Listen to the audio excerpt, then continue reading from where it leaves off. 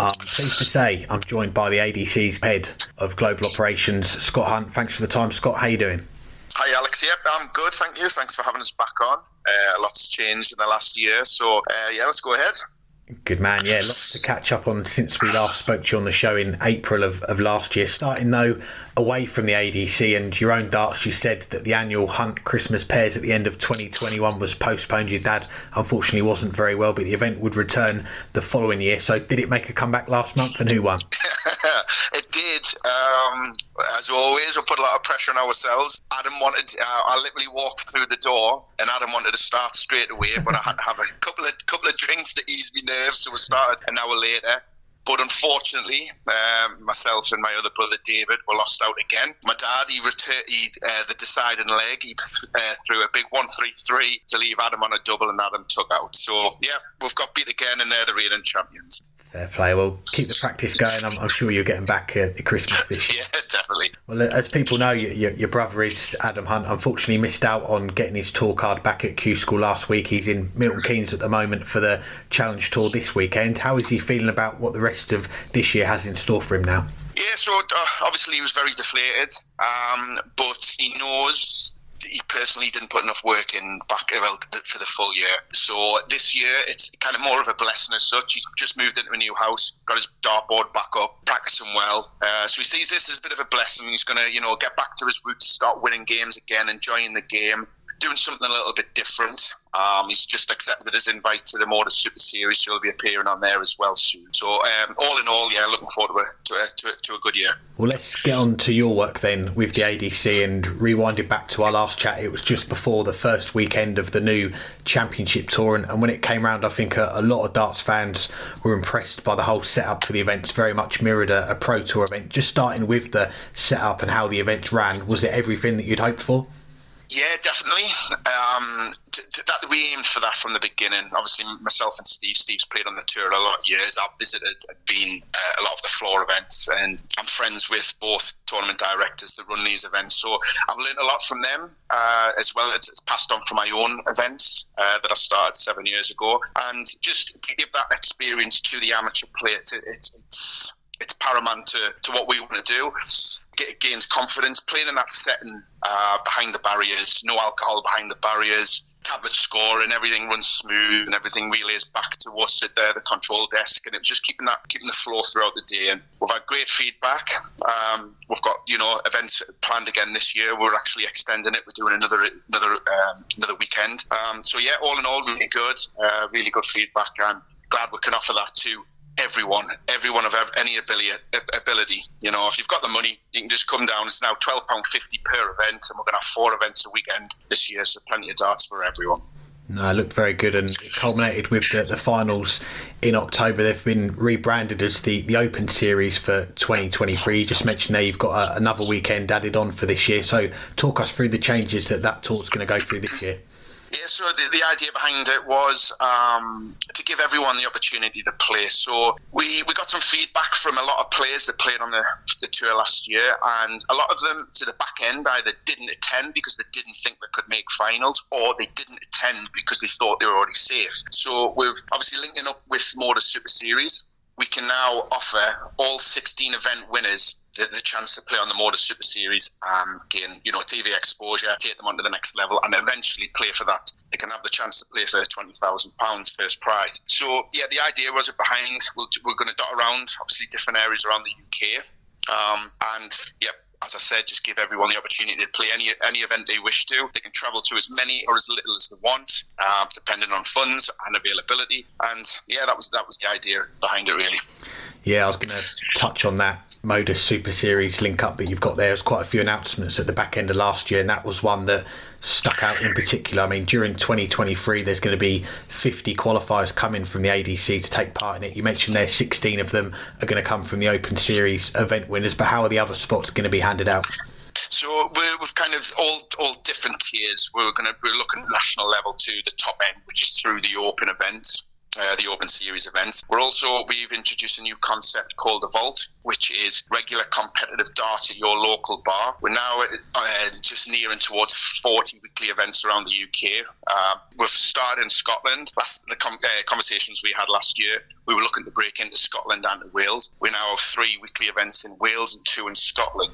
We've had some good feedback for that, and hopefully as time goes we'll grow and add more events in those areas. So these Vault round robin events, you play on a weekly basis and you accumulate points from better place finishes. Over the 12-month cycle, which is a series, the top 32 players that are in that order of merit for each region will play off for a Modus Super Series spot. So you don't have to travel.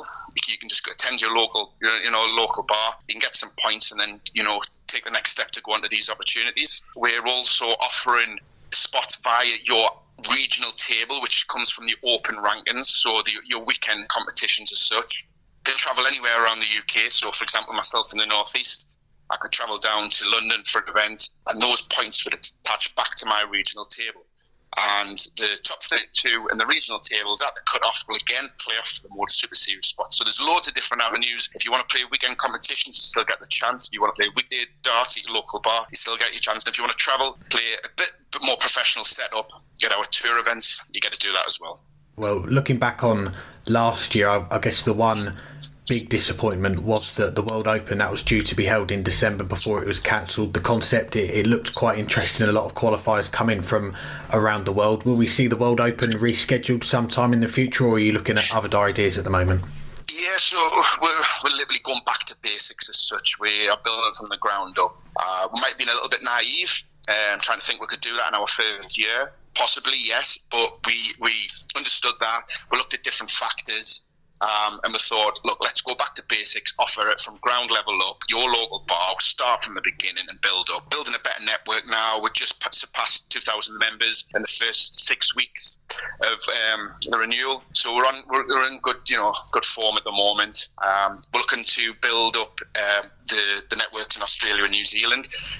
As we're speaking now, there's currently a competition in Perth, which is the Winmore Series. Got some good players over there that will be, whoever the top 3 players will be coming over and playing in the Modus Super Series. We will be starting in Europe as well.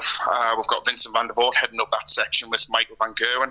Both of them will be a massive support in that area. But as I mentioned, start from the beginning again, take our time and build up from the bottom. And I remember when we last spoke, you said that the main goal for 2022 was to win people over, that the focus on technology at events, it was going to be a slow burner to get more people on board. But as you say there, you're getting more people on board every week. And I guess for our listeners who might be a player, or there's someone that organises tournaments that's maybe undecided, what would you say to them? What are the costs involved in joining the ADC, and what are the main benefits on coming on board? The main benefits is purely to help these organisers.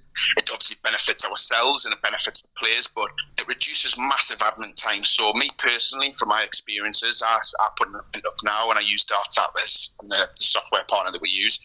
I can take pre-registrations, I can take payments online. So, and I'm reaching such a big wide market now because it's so accessible to search online on Darts Atlas. You can put your town or postcode in and you can find up all these competitions that are near to you.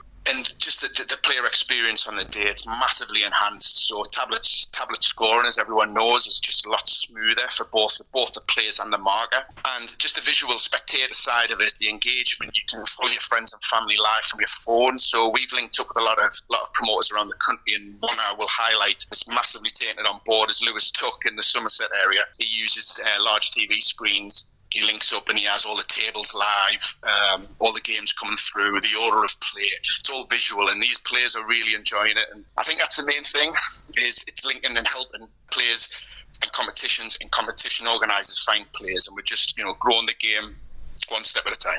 Good stuff. Well, recently we've also seen the number of ADC regions been cut back from 16 to 9, so each region is going to now incorporate a larger area. What was the thinking behind making that change?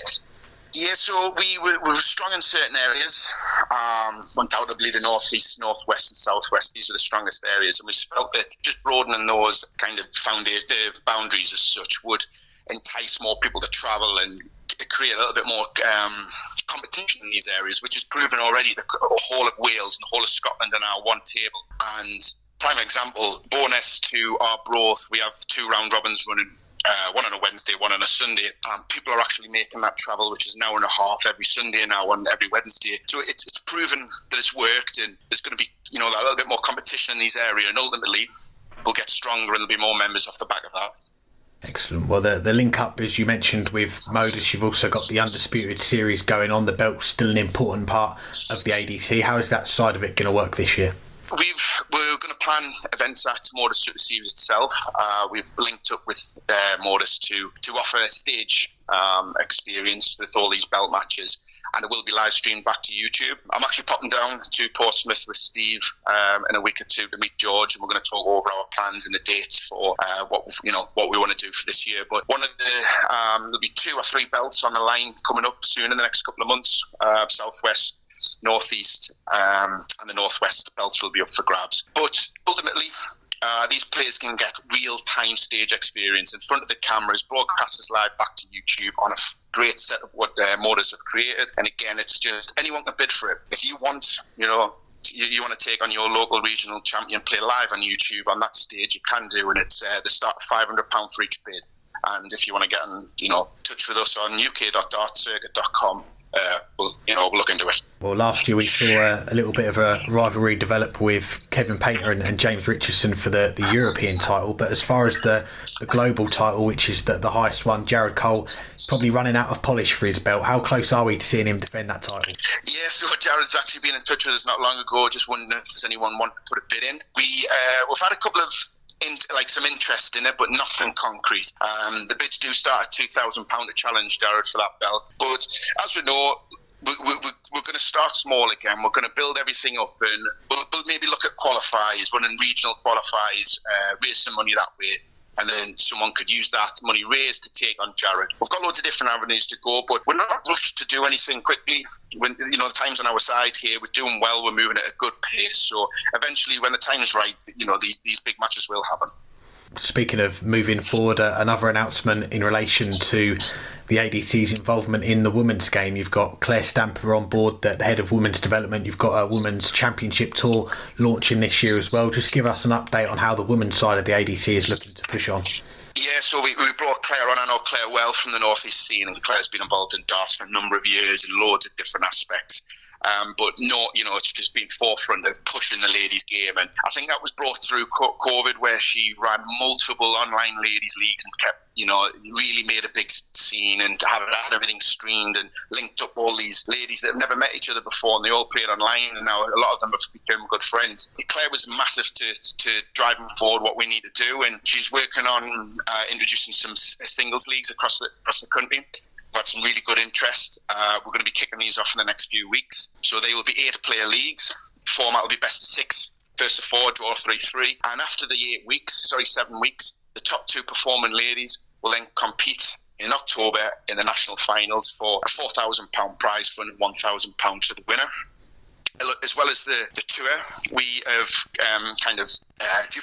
copied what we've done last year with the men's tour. It's going to be the championship, the ladies' tour this year. And the top 8 performing ladies after the full year will play live on the Modus Super Series stage and compete for £1,000 for the £1,000 prize money, first prize. Touched on it as well about the ADC. It's not just in the UK, you're branching out in Australia, New Zealand, Europe as well. For you then, looking into 2023 now, what do you think are going to be the big developments outside of the UK for you guys?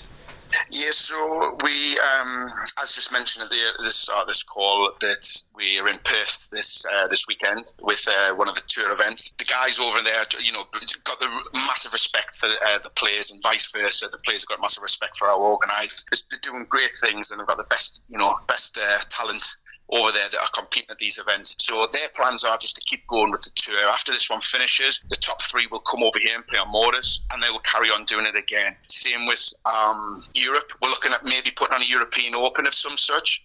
We're in early developments with that and early talks. But as we've learned in the past, we'll do things when things are right and the time's right. But we've had conversations with other people from around the world, as far as Eastern Europe and stuff like that. So we've got plans, but as of 2023, we'll probably just be looking at Europe, Oceania, and the UK. And then as we move into 2024, potentially start to branch out elsewhere.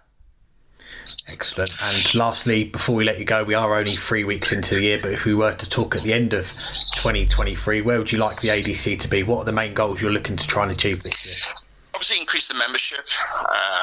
That's our main thing. We're at 2,000 members already. It'll be great to be nearer the 5,000 mark.